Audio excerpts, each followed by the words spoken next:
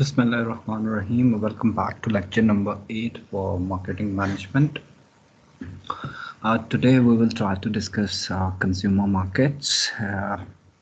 Different classifications पे बात करेंगे, फंक्शनैलिटी पे समझने की कोशिश करेंगे, बैकएंड मैकेनिज्म्स क्या हैं, to prong approach with reference to producer and consumer care. So let's dig in. Let's try to identify what are the factors which influence behavior. मेरा आपका as a customer and consumer क्या behaviour है, उसमें culture factors क्या हैं, societal factors क्या हैं और आपके पर्सनल फैक्टर्स क्या हैं. ये तीनों बेसिकली मेरा एज ए कंज्यूमर बिहेवियर को मोल्ड करते हैं, चेंज करते हैं एंड इन दोनों से पहले डेवलप करते हैं. So let's try to understand what is the culture.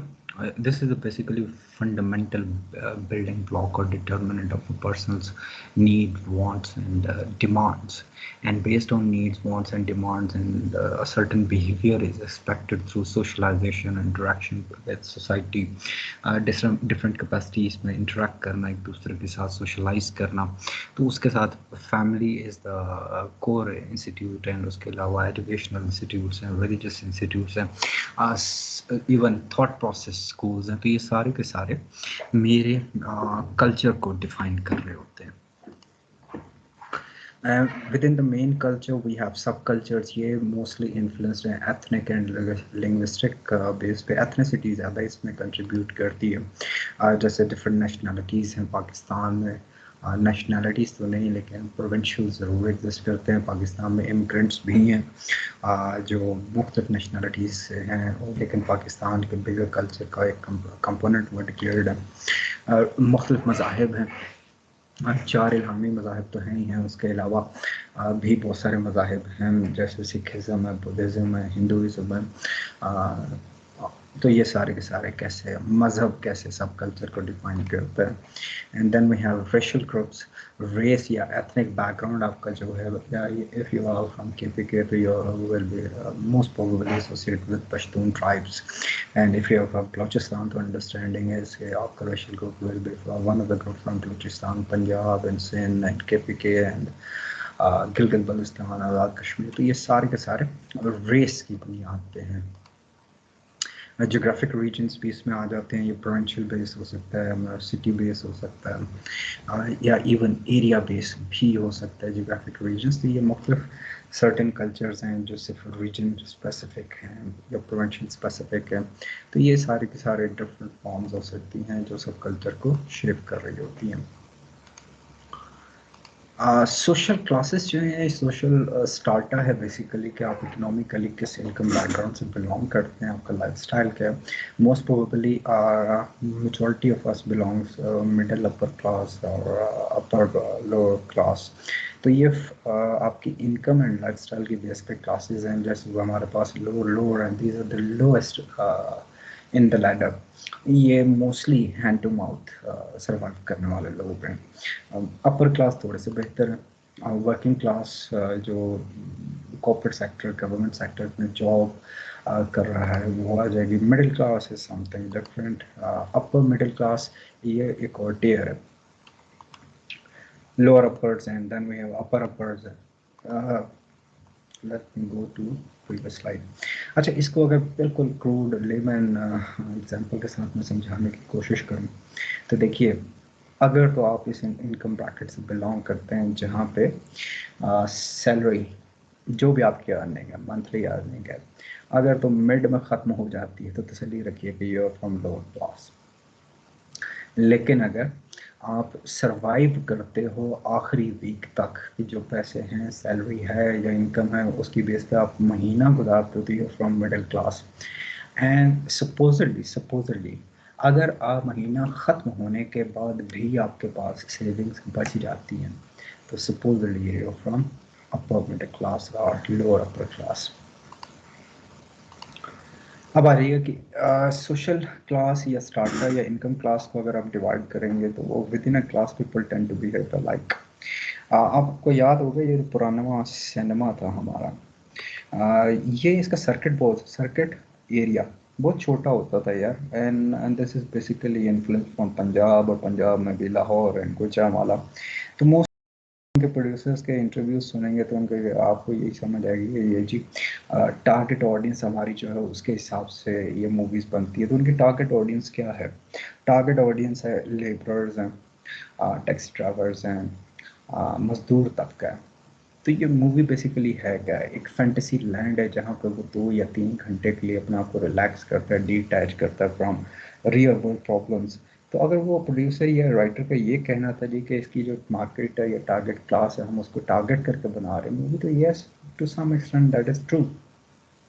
तो जब हम एक क्लास या एक ब्रैकेट में होते हैं तो वी ट्राई टू बिहेव एक जैसा करने की कोशिश कर रहे होते हैं। Then we have social class conveys perceptions of inferior और सुपीरियर पोजीशन। अच्छा, यहाँ पे थोड़ा सा एक प्रॉब्लम आ जाता है कि आप इसको कॉम्प्लेक्स में ट्रांसलेट ना कीजिए, कि इंफीरियरिटी कॉम्प्लेक्स और सुपीरियरिटी कॉम्प्लेक्स में भी शिकार हो जाते हैं लोग इसके, कि मैं अगर अपर क्लास से बिलोंग करता हूँ तो मेरी परसेप्शन रिलेटेड टू बाकी जो क्लासेस हैं कुछ चेंज हो जाती है। एंड क्लास में भी indicated by cluster of variables. तो आप किस क्लास से बिलोंग करते हैं, उसके अंदर आपका पेशा क्या है, बिजनेसमैन है, गवर्नमेंट ऑफिशियल है, या कॉर्पोरेट सेक्टर में जॉब कर रहे हैं, या आपका अपना बिजनेस है। तो वो जो प्रोफेशन है दैट विल डिक्टेट एक वेरिएबल आप किस क्लास से बिलोंग करते हैं। फिर ऑफ कोर्स आपकी जो इनकम है, मंथली इनकम जो है वो, और फिर जो सेविंग्स वो आपने ट्रांसलेट किया वेल्थ में, वो आपका डिक्टेट करता है। एंड ये जो क्लास डेजिग्नेशन है ये बड़ी फ्लूइड है। फ्लूइड इन अ सेंस कि वक्त के साथ साथ आप इसको चेंज करते जाते हैं। अगर आपकी इनकम बढ़ती जा रही है, पैसा बढ़ रहा है, तो आप एक क्लास से दूसरे टीयर में मूव कर रहे हैं। And God forbid vice versa भी हो सकता है कि अगर आप कहीं पे अपर क्लास पे थे और फाइनेंशियल बैकग्राउंड, फाइनेंशियल मिसहैप हुआ, तो आपको फाइनेंशियल वर्क खत्म हो जाएगी, तो आप ऑटोमेटिकली नीचे वाली क्लास में आ जाएंगे। सोसाइटल फैक्टर्स जो हैं या रेफरेंस ग्रुप्स हैं जी। देन फैमिली हमारे पास सबसे बड़ा एक रेफरेंस ग्रुप है जो हमें इंस्पायर करती है, इन्फ्लुएंस करती है, हमारी पर्सनालिटीज़ एंड हमारे बिहेवियर्स को शेप करती है। एंड देन हमारे सोशल रोल्स हैं। Likewise, just for the sake of understanding, I have multiple roles right now. I'm trying to perform the role of a teacher. जब मैं घर पे हूँगा तो most probably I will try to perform the role of a husband, father, brother, son. तो ये मुख्तलिफ roles हैं जो इस माशरे के अंदर में हमने अडॉप्ट किए हुए हैं। तो हर रोल की रिक्वायरमेंट्स मुख्तलिफ हैं और उसके हिसाब से मुझे अपने आप को एडजस्ट करना पड़ता है, और ये मेरा बिहेवियर को डिक्टेट करता है हर role. Status what I hold within my official position मेरी क्या है। अगर फैमिली में हूँ तो मैं कहाँ पे स्टैंड करता हूँ। मुख्तलिफ स्टेटस हैं, status of a father, of a son, a brother, husband, a teacher. तो ये मुख्तलिफ स्टेटस रोल के हिसाब से चेंज होते जाते हैं। तो as per status change I have to assume and consume differently। अब ये रेफरेंस ग्रुप्स में ये हैं कुछ जिनकी मैं मेंबरशिप सीख करता हूँ, ऑफिशियल या बीइंग फ्रॉम एकेडमिया डिपार्टमेंट। तो मेरी जो मेंबरशिप्स होंगी most probably related to academics forums होंगे, उसके ऊपर ले सकता हूँ। पाकिस्तान में वो बहुत अच्छी ऑर्गेनाइजेशंस हैं, एक मार्केटिंग एसोसिएशन है और एक एडवर्टाइजिंग एसोसिएशन ऑफ पाकिस्तान है। दोनों पेड मेंबरशिप इंकरेज करती हैं। So if I C fit तो मैं उसकी मेंबरशिप ले सकता हूँ। फिर मैं कुछ ग्रुप्स के साथ खुद को एसोसिएट करना चाहता हूँ, ये पेड मेंबरशिप नहीं होती, but I want to be part and parcel of those groups. ये इसलिए हो सकता है कि वो मेरे मिजाज से मुताबिक रखते हैं, मेरे लाइफस्टाइल को मैच करते हैं, जो मेरा इंटेलेक्ट है शायद उसको वो अपील करते हैं, तो I want to be part of those groups. Then secondary groups हैं। सेकेंडरी ग्रुप्स अगेन उसके अंदर क्लासिफिकेशन आपकी आ सकती है। लिंग्विस्टिक्स पे बेस करें तो मुख्तलिफ लिंग्विस्टिक्स हैं, ग्रुप्स में ज्वाइन कर सकता हूँ, एसोसिएट कर सकता हूँ। लिटरेचर है, पोइट्री है, क्रिएटिव है। It can be many dimensions of secondary group जिसके अंदर मैं फर्दर रिफाइनमेंट कर सकता हूँ और उनका हिस्सा बन सकता हूँ। एंड इंस्पिरेशनल ग्रुप्स हैं। दीज आर द ग्रुप्स जो मैं विजुलाइज करता हूँ, फैंटेसाइज करता हूँ। I want to be just like individuals who belong to inspirational groups. तो मैं उनके जैसा दिखना चाहता हूँ, लगना चाहता हूँ। तो ऑफ कोर्स ये मुझे मेरे बिहेवियर को मॉडिफाई करते हैं with reference to my consumption pattern. और फिर हमारा जो लास्ट है that is dissociative groups. These are the groups जिनसे मैं अवॉइड करने की कोशिश करता हूँ कि मैं इनके साथ अपने आप को एसोसिएट ना करूँ। अच्छा, sorry, let's go to the previous slide. अब आ जाइए कि फैमिली, पहले फैमिली का स्ट्रक्चर समझ लेते हैं कि हमारे यहाँ पे अभी to some extent nuclear family का स्ट्रक्चर एग्जिस्ट करता है। तो न्यूक्लियर फैमिली स्ट्रक्चर क्या है जी कि बोथ पार्टनर्स आर वर्किंग, दोनों जॉब कर रहे हैं, तो नैनीज का कॉन्सेप्ट आ रहा है नाउ। ब्लेसिंग एंड डिस्गाइजेस कि जब तक हम जॉइंट फैमिली सिस्टम में थे तो अगर आपके 2 या 3 छोटे बच्चे हैं तो उनकी रिस्पॉन्सिबिलिटी शेयर कर लेते थे आपके पेरेंट्स, तो वो आपका नैनीज का कॉन्सेप्ट वहाँ पे किसी हद तक डिमिनिश हो जाता था। अब वक्त के साथ साथ joint family system is dismantling to some extent and it's going towards ज़्यादा से ज़्यादा वो इंडिपेंडेंस का एक जो कॉन्सेप्ट है वो आ रहा है। तो उसके लिए फिर जो डे केयर सेंटर्स का खुल जाना या अटेंडेंट्स का रख लिया जाना कि फैमिली को अटेंड कर सके since both partners are working, तो उसके अंदर ओरिएंटेशन क्या है जी आपकी फैमिली की, या कलेक्टिविज्म की आते हो तो सबसे बेहतर जॉइंट फैमिली सिस्टम है। प्रोज एंड कॉन्स दोनों के साथ एसोसिएटेड है। फिर प्रोक्रिएशन क्या है जी फैमिली की। अब अगर आप ओवरऑल देखें तो पूरी दुनिया में जो फैमिली स्ट्रक्चर है वो बड़ा सिस्टमेटिकली डिस्टर्ब किया गया है।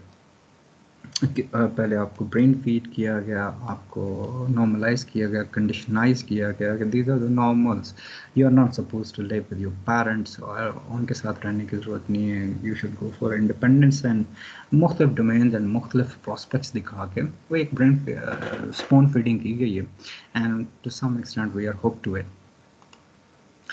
अच्छा, जैसे मैं आपसे पहले कह रहा था कि मेरा एक role right now I am trying to perform as being your teacher, या मैं फिजिशियन हो सकता हूँ, या क्लीनर हो सकता हूँ, या गार्ड की जॉब मिल सकती है मुझे। तो मुख्तलिफ रोल्स हैं जो मैंने परफॉर्म करने हैं। What degree of status is associated with various occupational roles. तो फिर मुआशरा ने, पाकिस्तानी मुआशरे ने कुछ ऑक्यूपेशंस हैं जिनको बड़ा कैटेगोरिकली अंडरमाइन किया हुआ है। हम उनको बड़ा बेवकत या कह लें कि उसके साथ रिस्पेक्ट का एलिमेंट हम उसके साथ अटैच नहीं करते।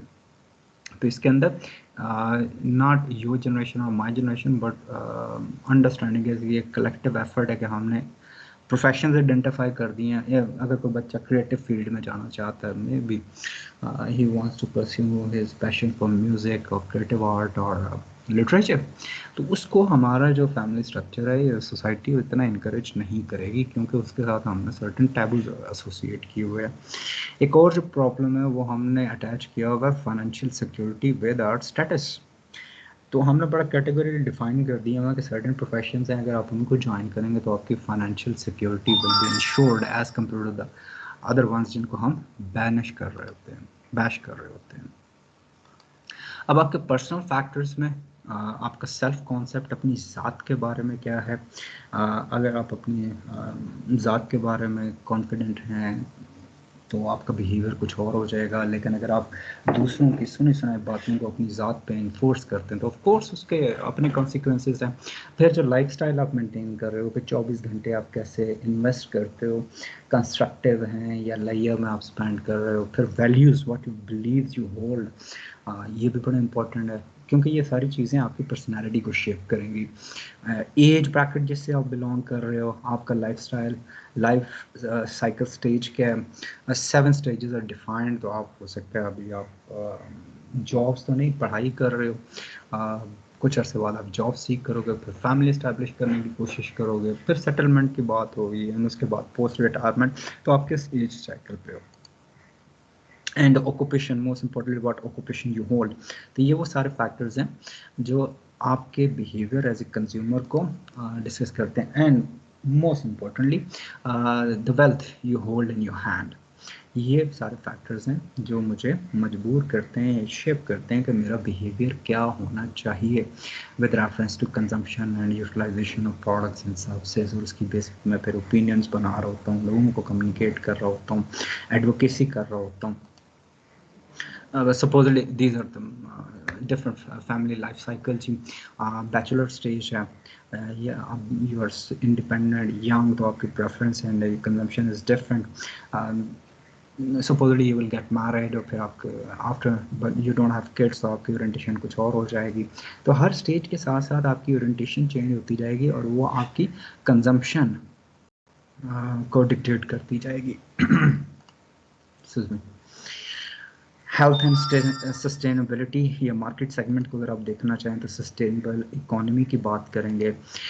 हेल्थी लाइफस्टाइल की तरफ आप फोकस हो जाते हो। जब आप 30 या 40 प्लस हो जाते हो तो you are more towards peace and quality, आपकी ये चीज़ें फोकस में आ जाती हैं। तो फिर अकॉर्डिंगली आपका लाइफस्टाइल चेंज होना शुरू हो जाता है।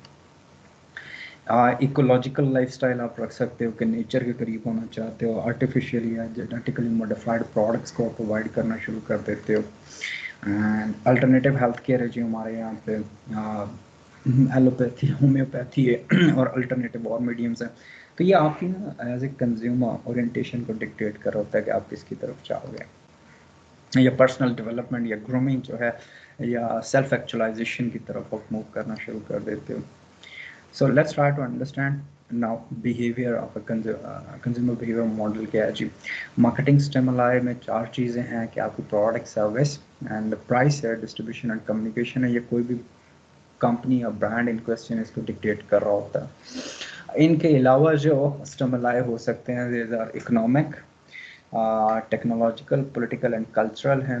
ये दोनों आप कंबाइन करेंगे तो आपके पास कंज्यूमर की साइकोलॉजी आएगी कि what is the motivating factor for a consumer, जो उसको मोटिवेट करता है कि वो चीज़ें परचेज करे, कंज्यूम करें। फिर उसकी परसेप्शन क्या है, लर्निंग क्या है और मेमोरी क्या है। तो ये आपके कंज्यूमर के साइकोलॉजी के फैक्टर्स हैं। आपके करेक्टरिस्टिक्स में आ जाएगा कि आपका कल्चर क्या है, सोशल स्टेटस क्या और आपके पर्सनल बिलीव्स क्या हैं। When you will try to combine these 2 elements then you will get the buying decision process. क्या आप प्रॉब्लम को रिकग्नाइज करते हो, उसके बारे में इंफॉर्मेशन सर्च करते हो, जो अल्टरनेटिव अवेलेबल हैं उनको सीक आउट करते हो, then ultimately you try to make a decision. और फिर आपका पोस्ट परचेज बिहेवियर क्या है which will lead towards purchase decision. इधर आपकी जो प्रोडक्ट सिलेक्ट करोगे वो किस क्राइटेरिया पे, ब्रांड कौन सा चूज़ करोगे, डीलर कौन सा सिलेक्ट करोगे तो गेट द प्रोडक्ट, एंड किस हद तक आप प्राइस टैग पे करने को तैयार हो, नेगोशिएट करोगे, इंस्टॉलमेंट्स कराओगे, क्रेडिट पे लेने की कोशिश करोगे या 100% पेमेंट पे प्रोडक्ट सीख करोगे, परचेजिंग टाइम क्या है और पेमेंट मेथड्स क्या होंगे। तो ये बेसिकली कंपोनेंट्स हैं आपके कंज्यूमर बिहेवियर मॉडल के। I will stop this lecture here और इंशाल्लाह आप लोगों से मुलाकात होगी नेक्स्ट इंटरेक्टिव सेशन में। टिल देन, अल्लाह हाफ़िज़।